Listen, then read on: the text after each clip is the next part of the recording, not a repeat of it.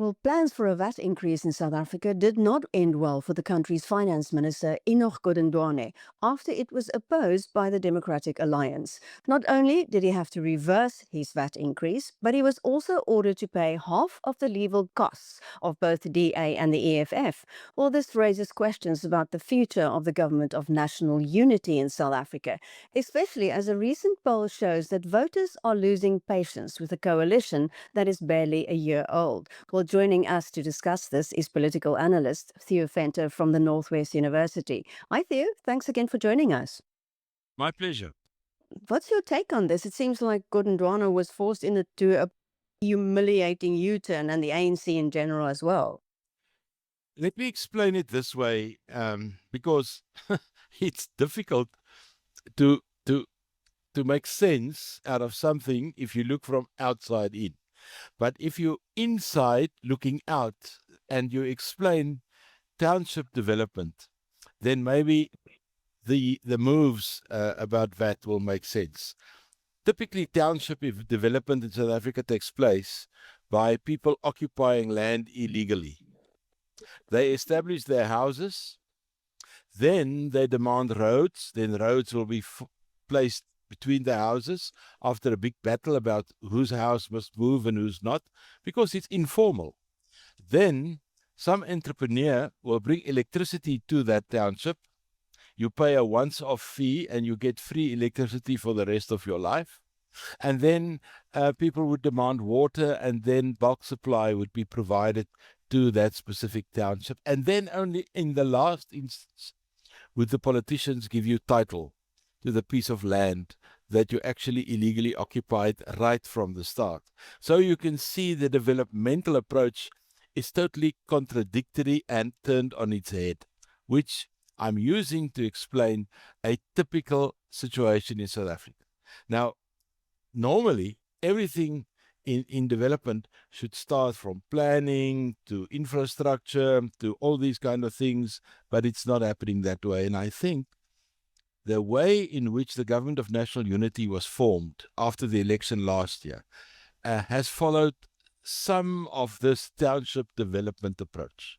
I mean, there was a general arrangement about who does what. Posts were given in the Government of National Unity where the DA received far less proportionally to the amount of seats that they have in Parliament. And the ANC got far more than what they actually got in terms of a 40% vote. So all of these things made up the scenario where we are. And this was coming a long way because the ANC took 3 or 4 portfolios, despite the fact that it is a coalition government. We just call it the Government of National Unity. It's our nice name for our interesting coalition. But the government took finance and let's call it state finance and the whole question about economic policy almost as a exclusive domain. They took a hegemonic kind of approach to it. They did the same with foreign policy. They did the same with defense policy, and they did the same with 2 or 3 other issues, where they did not provide the other participants in cabinet any input or any role or any minister into decision-making. And I think the DA got fed up after 2 or 3 tries, and with a budget, they kind of stuck it out. When they decided not to vote for the budget and they went to court, I made it my business to go through that court case and read through the documents. It was a big pack of documents. And after I finished the documents 2-3 weeks ago, I realized the DA has got a huge, important case here with a lot of merit. They've got merit in 2 places. The one is the parliamentary process was flawed, and the way in which they took decisions were flawed. Secondly, there was a constitutional issue, because our constitution says the only institution that can determine tax or tax rates or percentages of taxes is Parliament. But here we have a piece of legislation that provides the Minister of Finance the exclusive right to determine the rate of VAT. And he then used that exclusive right to move the VAT rate from 15 to 15.5 and then eventually to 16%. They took that to court, and it is clear from the beginning when the court case sat in Cape Town around about 10 days ago that the ANC and Parliament and Government of National Unity are going to get a hiding in court. And that is why the ANC approached the DA last week to see if they cannot settle this court case outside of court, which, of course, the DA did. But you will see in the decision that was taken by the courts over the weekend that they took a decision that VAT and the decision on VAT is illegal. Now, that creates a huge advantage to the ANC, created by the DA. So the DA actually resolved the ANC's problem, which they created in the first instance. Because if you take a decision like the budgetary process, which was taken 2 weeks ago, to turn that decision back in Parliament is a very tedious and a very difficult process. The only way to get out of it is for a court to say that decision was invalid. And that's what happened over the weekend. So the ANC got out of that one. But you will see in the weekend's court decision, the court said, we take this decision that the VAT decision is illegal, therefore the budget is illegal. Therefore, for the first time in South Africa's history, and this is now a history that goes back to 1910, we will have to submit a third budget for the first time in our history. It's incredible. And it's said in the court case that although the courts take this decision, the B part of the ANC's application, and that is the constitutionality of the minister's exclusive right, is still to be heard. So there's another one coming. So yeah, I think what we've seen here is that the long and the short of this whole story that I spoke to is the ANC has lost its exclusive domain over public finance. Secondly, it will have to share policy decisions and financial decision-making with the Government of National Unity in a far more open and inclusive way. And thirdly, the DA will definitely have more say in the budget and in financial policy and state finance in future prior to this event. And lastly, the Government of National Unity, despite all of these battles, are still working.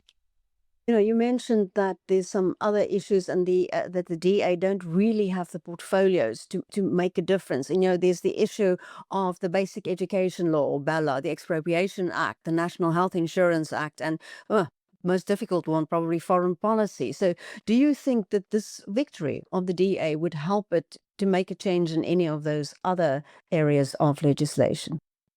I definitely think so.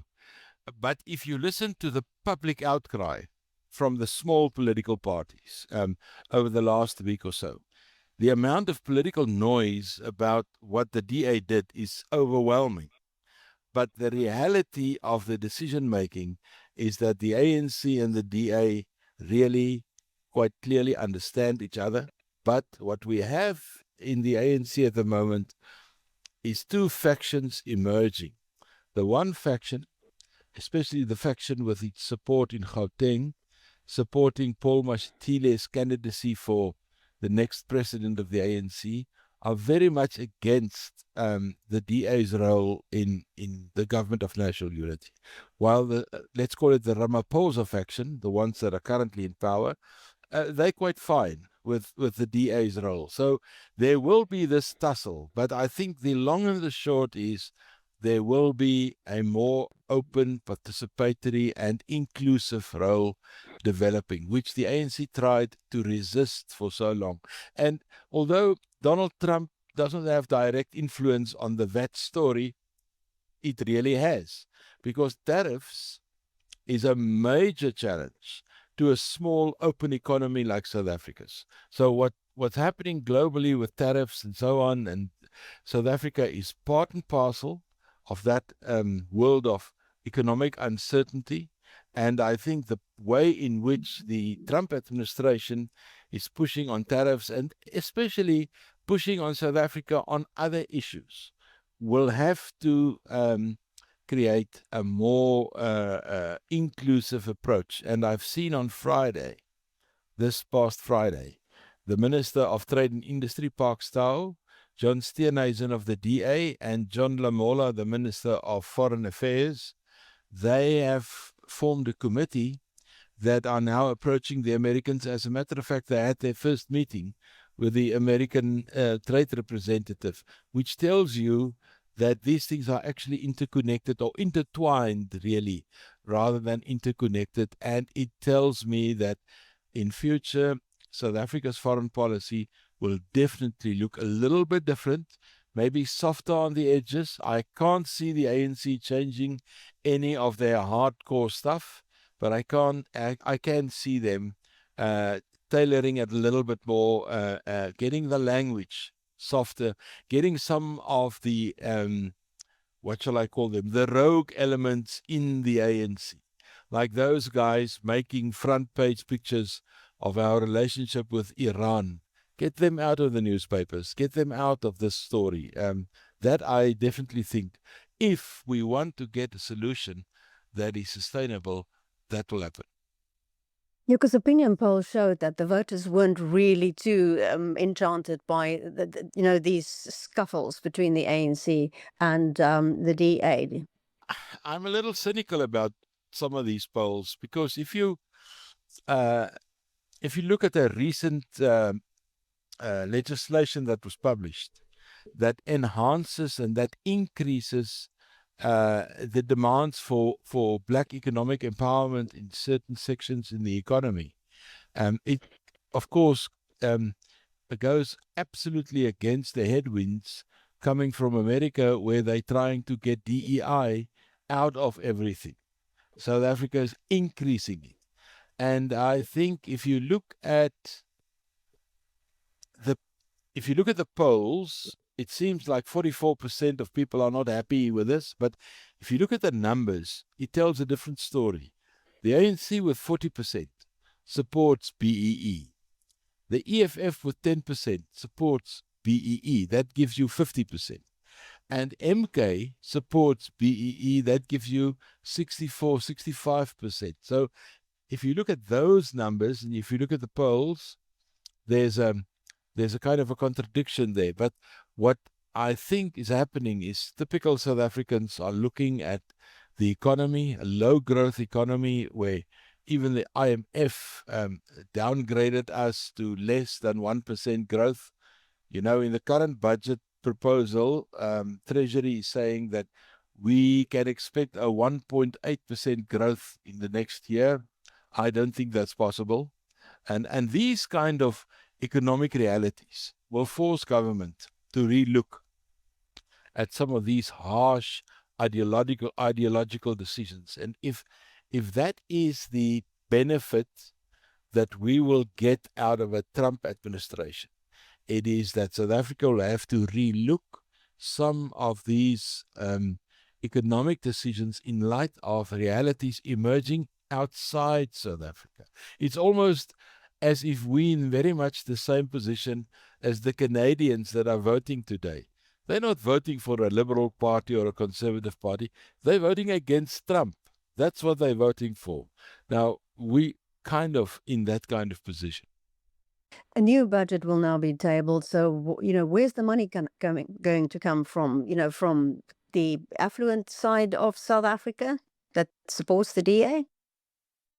The way in which government, the ANC, proposed the problems is also a little bit disingenuous. They said that with 0.5% taken away from VAT, there will be a 75 billion rand shortfall over the medium term.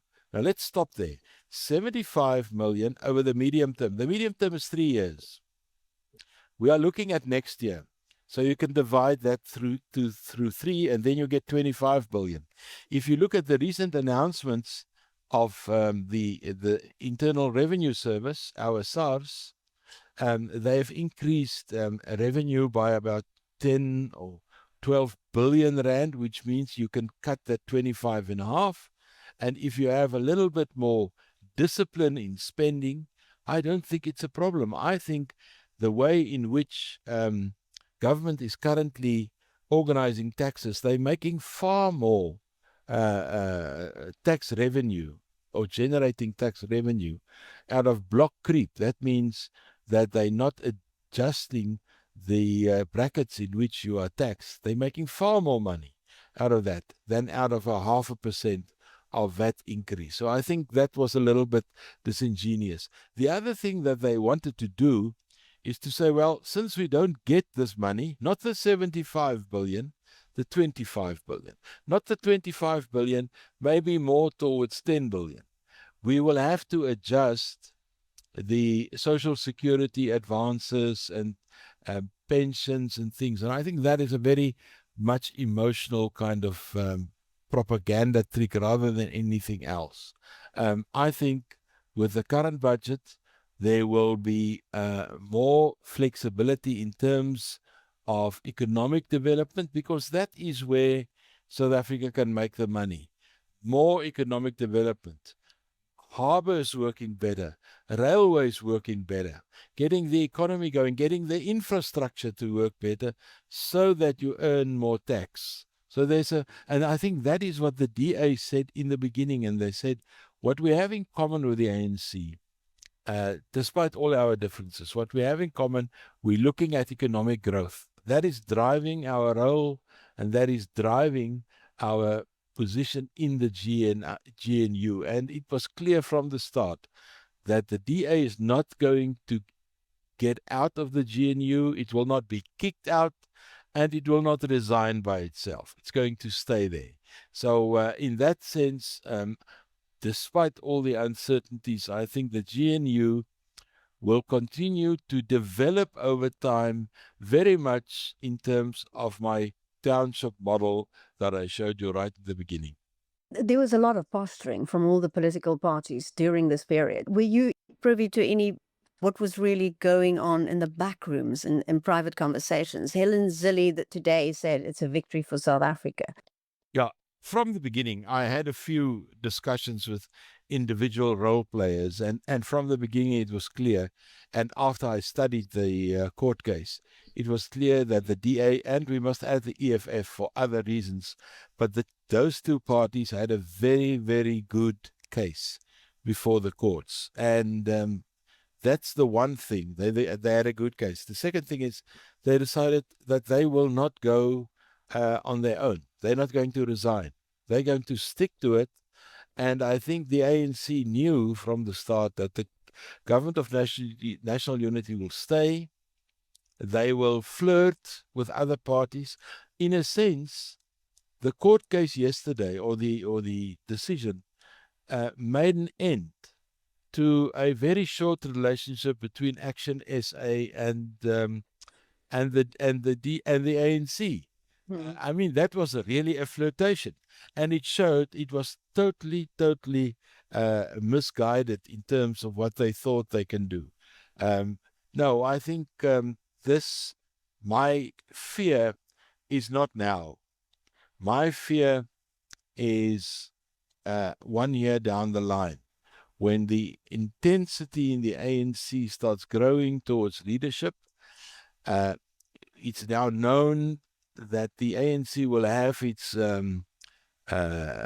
General National Council in December at Nasrec, where we previously met, where they will take a look at what happened over the last 3 years. And that's usually the place where the people with political ambition will start coming forward.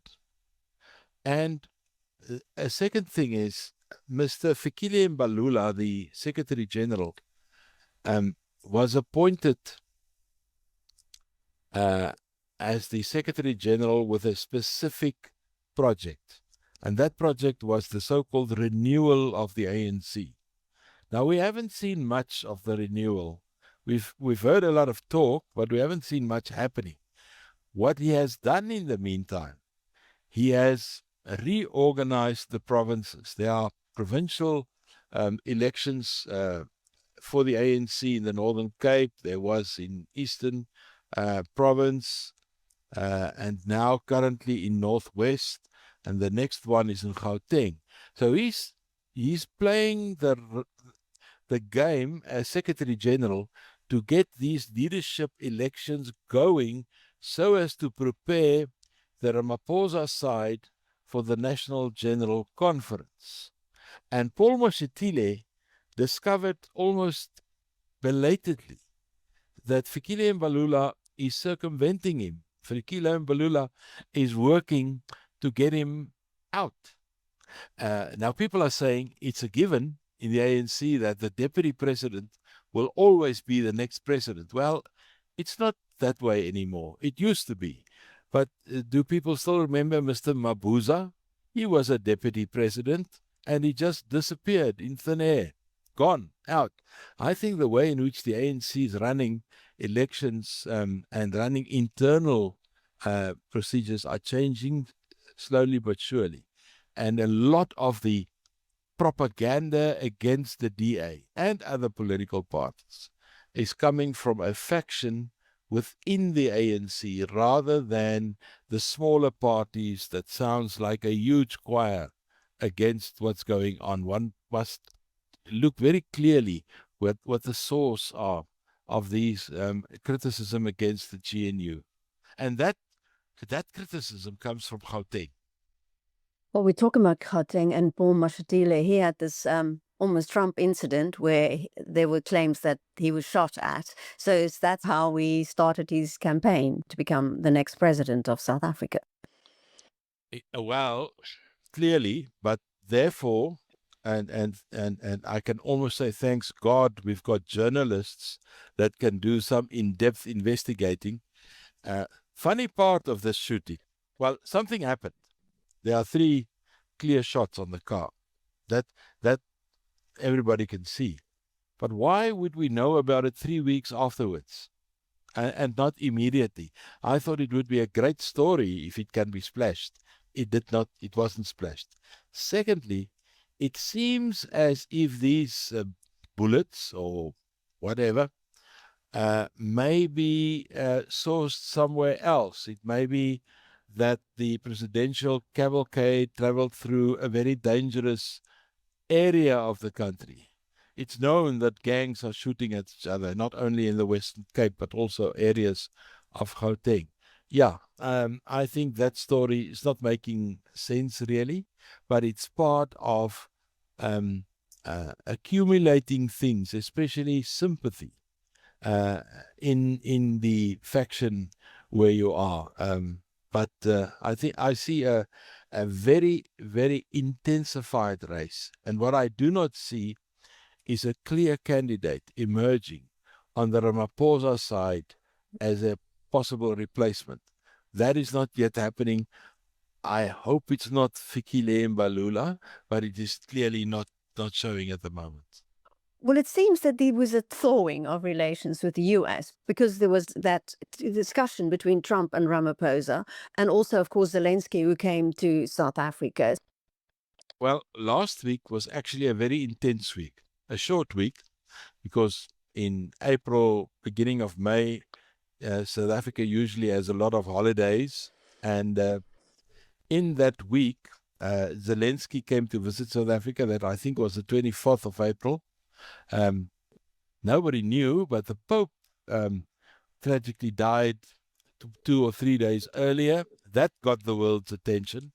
And then I thought the Zelensky visit is in a very awkward time, maybe untimelious, but eventually turned out to be a very significant visit for 2 or 3 reasons. Firstly, Ramaphosa made it clear that he had a long discussion with Putin before the Zelensky visit. Now, did he ask permission to allow Zelensky? No, I don't think he asked permission. I think he kind of just shared ideas about where the conflict is going in the Ukraine. You remember Ramaphosa visited Ukraine and Russia in 2023, and he submitted the so-called African Plan for Peace.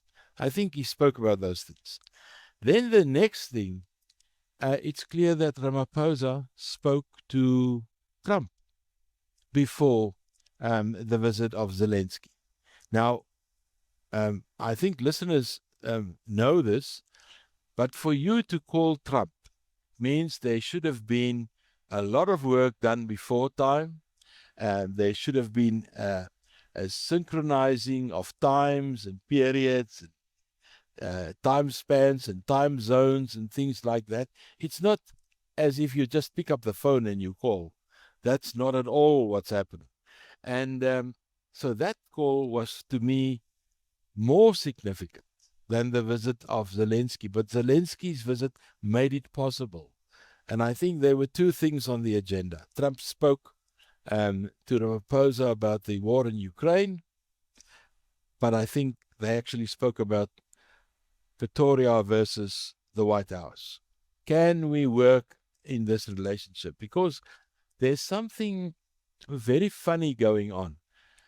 Our ambassador got kicked out.